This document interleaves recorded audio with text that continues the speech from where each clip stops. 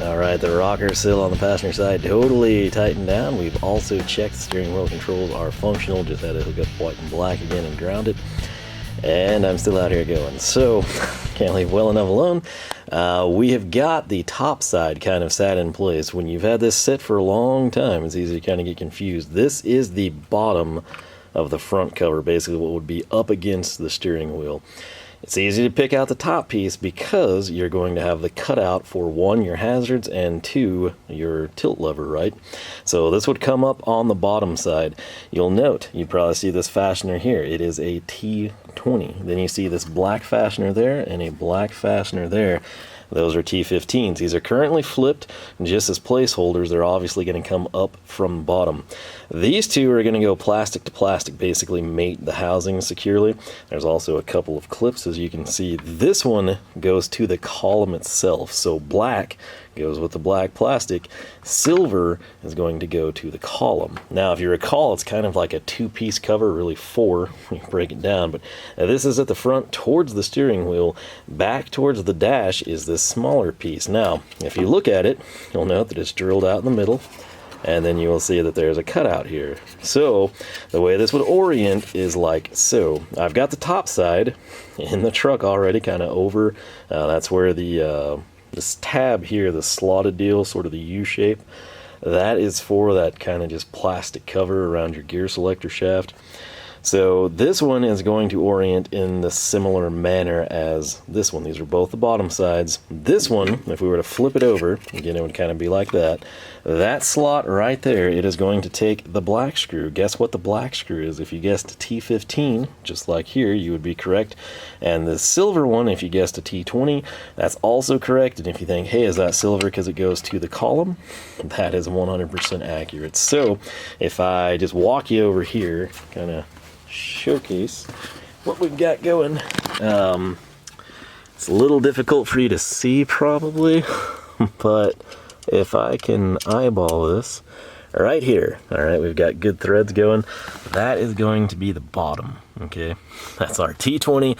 That'll hold that bottom piece. Coming up, you can see we've got the top cover. Again, you've got a cutout for the selector shaft. You've also got the hazard cutout. That'll just lift off right now. This is in place only because I've kind of slotted everything. That's what the top side would look like. So I think I'm going to go ahead. I don't exactly know how this is going to route, if you will. But I've got it here and I'm going to try to play around with it, and it's just a question, like, I don't know if I put it under that cover or if we need to have it over the top. So that's kind of what I was wanting to figure out for the night, and that of course led to this whole project here. So we'll tuck everything up that we've done, make sure it all clears, make sure everything connects, and that'll be a significant point for us. Look at that seam, better than factory. So we got everything connected in there, all of our custom wiring clears. This guy, I think it's kind of gonna have to be out here in the open. Keep in mind that gauge pod from Autometer will sort of sit over this, probably conceal it some. It is black, but there's just, you weren't gonna want to run it under there. You technically, I think, could and come through this seam, but if you do that, I think you're going to be fanning that out. Knowing what we know about the dash on these trucks, I want to prolong the life of the plastic as best we can, so we don't want anything just sitting there rubbing over time.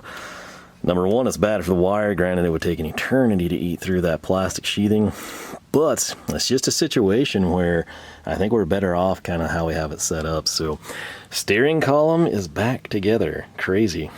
It's almost like you can sit in this thing now, and I say that and then we have all that crazy wiring to contend with. But yeah, I think that's gonna have to be a stopping point for me. It's 10:30, gotta work out, go to work in the morning.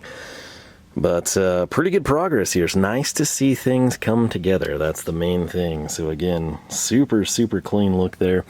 And basically we're ready to grab that over there, stick it down, plug it in. I would actually do that, but we haven't wired it yet. I don't exactly know where we're gonna run that, but we've gotten a ton done, and that'll sort of help us out. I want to grab this before I forget from the little Stavilla kit. It was handy to have that thing. I was going to use that, and then I had to go out and grab the T15. We'll just use the drivers. So That's it. I'm going to quit rambling. Got to get inside, and we will be back, pick up here, and continue again. I know this is hodgepodge. I'd prefer to do it item by item. It doesn't really work that way. So you're just seeing it as I do it, and we will catch you here when we pick up again. All right, so late Saturday night here. It is freezing out here. I've lost feeling in my toes about 20 minutes ago, but trying to make some progress. What we have in front of us is the HP ProLink. That's going to be this one right here. It's going to have this connector on this side for your data, and then you're going to have what? 1, 2, gets 5 leads coming out, red, blue, black, orange, and yellow. And then right here, this is from our AEM. This is the 4-pin harness that we need to connect in the gauge pod on the steering column. And this has 4 wires coming out. You got black, red, white, and blue. Essentially, the breakdown on this AEM harness. We're going to have red. That is our power. Black, as you might have guessed, is ground. White is going to be 0 to 5 volt input. Okay, that's important. Blue is going to be a serial output. Basically, what that means to us, we need to get a 12 volt power source switched to this gauge. That's going to be essentially how it lights, how it fires, how it actually turns on. So that's critical. Obviously, if we're putting power to something, in order for it to complete a cycle, we've got to have ground. So red and black are essentially going to be the power supply for the AFR gauge. Blue, we don't have to worry about in this case with the truck. White, however, is going to be critical. And what that's going to need is it's going to need a connection with a sensor, right? It's kind of worthless without that, right? So what we've got going with the HP ProLink, that's going to be this little setup right here. Black, as you might have guessed, is going to be ground. And if you're like, okay, red's power, right? No, you've got to think about this. This is going to plug into your MPVI, and that's going to, of course, source power from the vehicle. So the black is going to be ground. Red in this harness is going to be your analog 1. Blue is going to be analog 2. Orange will be a can high, and yellow is a can low. So it's essentially a deal where we can utilize a couple of different things. Analog 1 or 2, so that's again going to be red or blue, can go to the sensor output. That is going to tie in with our AEM setup. The black right here is going to go to the sensor ground, which again, that's going to be a common ground in our case, so not a big deal. If you want to tie those two together, you can, but you'll also want to tie that to a common ground. Now the AEM White, which that's going to be right over here, to the HP Red is essentially what we need to do. It's kind of a shame that HP used red. You know, like typically red's going to be 12 volt switched and black's going to be ground. In the case of this though, red is an analog 1. It would have been cool if they used white or green or pink or anything but red, but they used red. So we're essentially, orange and yellow mean nothing to us. Black is going to tie in with this to a common ground, and then our red, we're going to just go ahead and use, you know, line 1, if you will. Red here is going to go to white off of the AEM. So that's kind of our synopsis there. I guess this is a good time to showcase this thing. I came out the other night. I didn't have the camera with me. I didn't think I had much time. I wound up staying till like a little before midnight. I think it was Thursday night. In part, I knew it was going to get cold. So what I have here, this is something that we made. You've seen these little bus bars that we've had sitting around, and all I did is I cut out some plastic. We lined it up as best we could. We drilled and tapped it. I haven't rounded the corners off, in part because there's a couple of different locations we could mount this thing. And I could also totally redo it, but I just kind of wanted them rigged up together, and this is how they look. Again, very secure. The lids, covers, whatever you want to call them, are going to do something like that. There's little spin nuts we can throw on. We'll essentially have our common grounds come in. We'll have our, you know, in this case, common switch 12 volt. And the way this works is very simple. You just come in, if you've got your common power source right here, every single thing that I tie off there is going to have switched 12 volts. When this is hot, they're all hot. Same thing down here. If you have a good ground, can't be a bad ground, can't be something that's like a partial intermittent ground. If you've got a good clean ground, you can come in and every single thing that you feed off of this should have the shared ground. So again, it's critical that we get it cleaned power, right? So what this will allow us to do is kind of clean things up. There's a lot of things that need to be ground together, and the way the Metro harness adapter works, we don't have like a fixed ground. We've got to source that either from the radio, or in our case down, I've left a spot on the dash that we painted. I've got a good ground there, so I've got a couple of different options. Mine doesn't ever hurt. You can't have too good of a ground, so I might tap into the factory harness. I don't really understand why they haven't figured it out. You know, like Dodge just has a standalone ground. It's not built into the harness, but it's there, right? So if you want to tie that in, you totally could if you had the terminals. Most people aren't, so you got to get into like the tiny, stupid connectors, and you're probably not going to have the right size. You know how it goes. But we can tap that. You can cut the end off. You can run a service wire or whatever you need to do. But, you know, I might very well run both grounds here to the main studs and then just feed off of these 5 in the middle. Will this be the final iteration of this thing? I don't really know. It's just gonna kind of depend. But there you kind of can't see it. You can sort of see like how I traced it out, trying to center everything up. I think this came out to like 3 1/4 by 5-ish is what I wound up with. It's a little bit, you'll note there's more material at the top than the bottom. That's because in my initial point of interest of mounting this, I'm gonna probably drill and run a little self-tapping screw through the dash frame. Unless we put it in the dash or behind the glove box, there's like a lot of really good locations. That's one of the reasons, again, I created this. I wanted to see like where we could put it. I really wish I had like a plastic tube, and if I did, I would plastic weld it there, and it would essentially allow it to kind of like hinge. I'm not sure where one acquires that, unless you have like scrap items you can you know, chop up. But anyway, this is sort of everything I think I wanted to get you caught up on, so I'll walk you back through it when we're in the truck. But this is a big deal where I'll be able to now just, instead of just tying 3 to 6 crazy number of leads together here, this is just a cleaner, better way to do it. If we had more space, I would have a really nice panel and we'd have this crud labeled, but this is going to be fine. It's easy to deduce back, trace it, see what it is. So we'll draw a little diagram and stuff and kind of have it for our records, but this is where we're at. Mainly I just need to get this stuff run so we kind of have it in a rough area and we can sort of see where we want to go, where we want to mount, what we want to extend or cut back, and that's what I'm going to go do right now before I turn into a block of ice. Another thing, I've totally pulled the stereo. We've got it all disconnected from the factory terminations and everything, and we're back to this. And we've got the little mouse hole, that little divot that you see. That's not like a chip in the plastic. That's there by design. It's to feed both, hopefully both wire feeds through. And we're gonna, I'd prefer to do this with 2 hands. I think I will, just so we don't run the greater risk of screwing something up. But I want to get this routed down along with this and just kind of rough them into position. Where I was thinking about installing that little panel we made is right here with that self-tapper. It fits fine. I can round it out. It's actually this area here. As you can see, that kind of contours up. That's where we kind of round it out and sort of drop it down some. The thing is, once I put that together, I was always afraid, like, oh, there's just not much space in here. And I've dropped the heater controls again. There's more space back there than I thought, especially like right in there, kind of behind that little cubby hole below the airbag deal.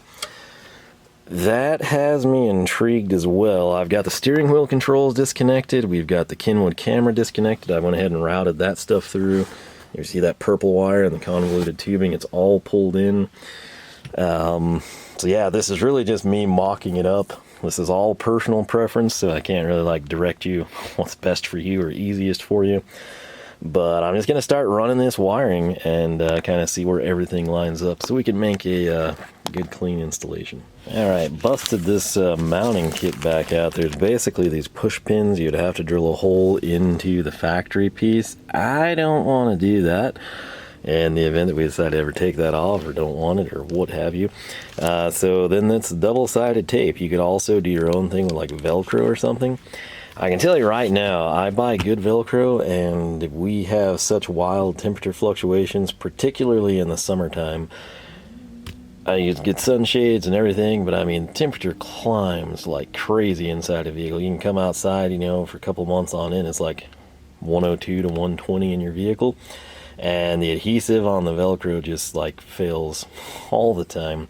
So I might give the double-sided tape a go. The reason being, this is just a deal where even if we had that in there, it's just gonna pop. That needs to sit much lower. Obviously we've got the harnesses strung out underneath that, but maybe we'll do that. I'll clean that up, give it a go. Hopefully the cold weather doesn't keep it from adhering well. But I want you to pay attention to that. It's gonna sit like this. The gauge itself, you'll note if it's in this orientation, we would come around and you're going to have the 6-pin towards the passenger and the 4-pin closest to the driver's side door. So when you run your harnesses through, it makes sense to just go ahead and have them oriented in that manner. And you also want to note that these little bat wings on the end, see how there's like this little tall tower piece on both sides, almost like ears on an animal?